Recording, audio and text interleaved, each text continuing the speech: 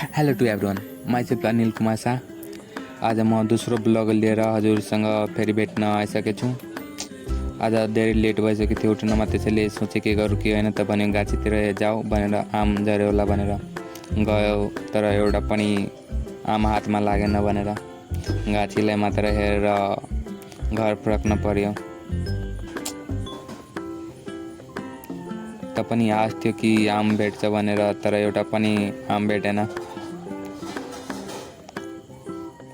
आश मात्र रहिहाल्यो।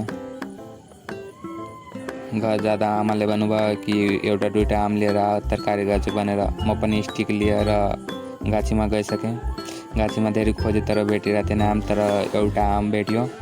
म पनि फाइनली त्यो पनि आम तोड्न पाइरहेको थिएँ, तर तोडिसकेपछि दोस्रो पनि एउटा अझै भेटेँ। त्यो पनि दुइटै आम तोडिसकेपछि मेरो मनमा खुसी कति थियो त्यो नसोध्दा पनि हुन्छ भनेर लगाए दुइटै आम म गएर लाग्दैछु। ल बाई, थ्याङ्क्स फर वाचिङ।